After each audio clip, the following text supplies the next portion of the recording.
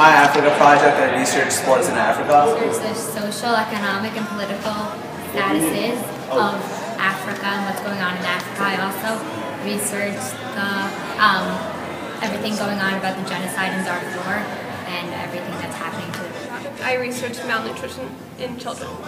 I made a statue of an African man. I made a giraffe sculpture at corks because the giraffe is one of the endangered species in Africa, and it's made out of corks because I wanted to use a recycled material because we're conserving energy. I made an elephant mask out of recycled maps of Africa. For the Africa project, I took part in conducting the Green-a-thon. For a day, we had the whole school conserving energy by turning off some of the lights and recycling plastic water bottles and paper. We had students collecting sponsors for every environmentally friendly act that they did. In collaboration with Jewish Heart for Africa, we raised enough money to bring solar panels to a school building in an African community. Well, Boys in the Bible is about a family that moves to Africa and faces all the troubles, and they see what really Africa is all about, and just seeing all these struggles of not just the family, but the people that live there, it just gave me a whole new outlook on Africa. I learned that you have to be patient with everybody, no matter who they are, no matter where they come from, no matter what they look like. It's always important to be open to everybody and everyone's opinion.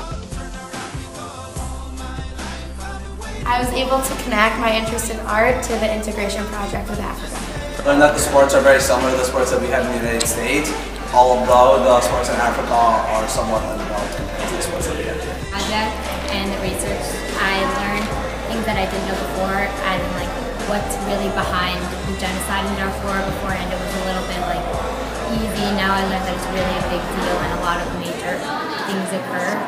And also like a lot of things about general Africa itself that I didn't know before. I learned that 1 in 5 children suffers from malnutrition. 55% of deaths in Africa are attributed to malnutrition, and malnutrition affects their test-taking abilities, and it affects their brain system and their nervous system, and they are often too short and way too little for their age because of malnutrition. By using scrap work and recycled materials, I was able to send a message to people and show them that no matter, even if the material is going to be thrown out, you can still reuse it in some way and still make a difference. After learning about Ethiopian Jews, a group of us got inspired to reach out to some of the Ethiopian Jews that have moved to Israel. With the help of Mrs. Wiener and the Ivrit department, we bought microphones and video cameras for the Ethiopian Jews living in Israel, and we set up video chats so that every Sunday a few of us would get on our computers and talk to them. We'd talk in Hebrew, they'd talk and work on their English.